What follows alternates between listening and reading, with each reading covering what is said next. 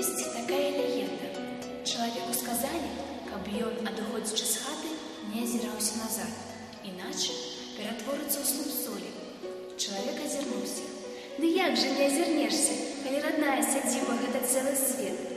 Наперадзе новыя людзі, новае жыццё, а за табою і тая хата, дзе ты нарадзіўся, і тыя сцежкі, па якім ты бегаў у дзяцінстве. Ды як жа не азірнешся, калі ты нарадзіўся тут? Люблю цябе такой, якая ёсць.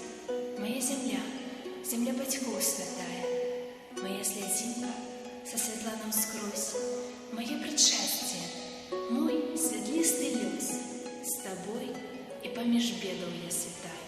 Радзіма, як многа значыць гэтае слово для кожнага з нас, і мы, скажем шчыра, не выключэнне. Мы вельмі любім свае родныя мясціны, нам дарагі тут кожны куточак. Наша малая радзіма — вёска Станькава, што на Дзяржыншчыне. Гэта вельмі слаўнае месца. Мы спадзяёмся, мы проста ўпэўнены, што многія ўжо чулі пра яе і не адзін раз. Ці не так? Адны добра ведаюць нашу вёску як радзіму героя Савецкага Саюза Марата Івановича Казея. Мы, сённяшнія жыхары вёскі Станькава, вельмі ганарымся тым, што з'яўляемся яго землякамі.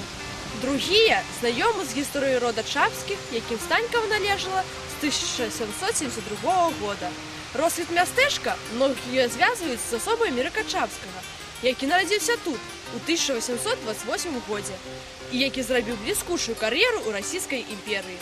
А яго сын Караль быў мэрам горада Мінска, і гэтыя людзі жылі тут, у Станькаве. А нехта даведаўся пра тое, што ў Станькаве рэстаўруецца Свята-Мікалаеўская царква і захацеў паглядзець, што там на самой справе адбываецца. А трэці цікавіць лёс Валентины Мінскай. Мне здаецца, што няма сёння такога чалавека, які б не чуў імя гэтай святой жанчыны, жыццёвы шлях якой пралягаў і праз нашу вёску. У 1858 годзе графам Эмерікам фон Гутен-Чапскім на месцы, дзе стаяла уніяцкая царква, была пабудавана Свята-Мікалаеўская царква. У тыя часы гэта быў адзін з найпрыгажэйшых храмаў на Міншчыне. Граф Эмерік Чапскі – католік. Тым не менш, ахвяраваў грошы на пабудову праваслаўных цэркваў. Не толькі ў Станькава, а яшчэ і ў мястэчку Койдынава, у вёсках Дабрынёва і Возера. Аўтарам праекта Станькаўскай царквы быў славуты па тым часе архітэктар Канстантин Тон, па чарцяжах якога уводзіўся крамлёўскі палац і храм Хрыста Збавіцеля ў Маскве. Царква стаяла над возерам, поўным гарлачнікаў і лебядзіных пар. Так здарылася, што праз пэўны час храм быў разбураны. Толькі ў 2006 годзе, пасля кананізацыі Валентины Мінскай, было атрымана добраслаўленне мітрапаліта Мінскага і Слуцкага, патрыяршага езарха ўсія Беларусі Філарэта на адраджэнне храма. А калі ты хоць раз трапіў у ваколіцы Станькава, вернешся сюды яшчэ не раз, каб убачыць прыгажосць маёй роднай зямлі, прайсціся па сцяжынках старажытнага парку, пастаяць у альтанцы, где сустракаліся Машы и Дуброўскі.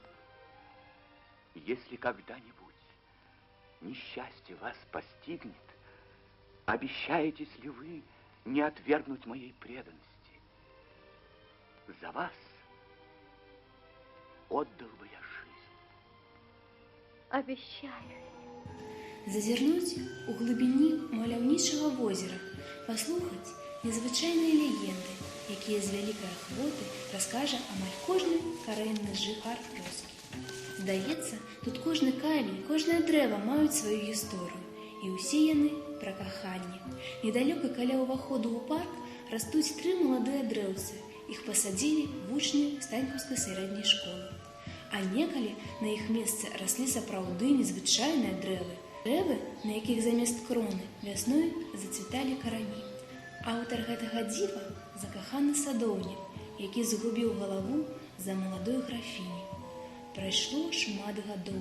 Памёр садоўнік, памерла графіня. А трывязы, вера, надзея, любоў раслі. У час Вялікай Айчыннай вайны Веру немцы вывезли ў Германію.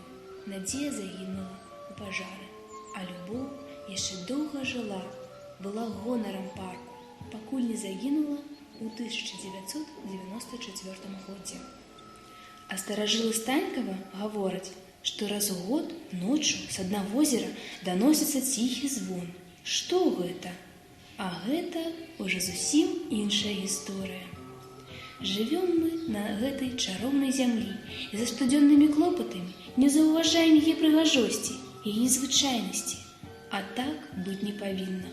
Кожны проста абавязаны любіць свае родныя мясціны, шанаваць іх, ганарыцца імі.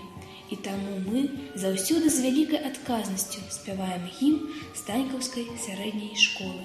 Мы станькаўцы і гэтым ганарымся. Тут нарадзіліся і тут жывём. І нашы сэрцы заўсёды будуць належаць гэтаму месцу, дзе мы нарадзіліся і выраслі. Мая родная вёска, мой родны куток, тут крыніца мая, тут бацькоўскі выток. З нараджэння ўсё ў вёсцы дарагое, маё, назаўсёды пакіну яе сэрца сваё. Гляну вокал і хочацца моцна абняць, прытуліць да грудзей, шчыра расцалаваць зямлю родную, добрых сваіх землякоў. Я люблю цябе, Станькава, паўтараю ізноў.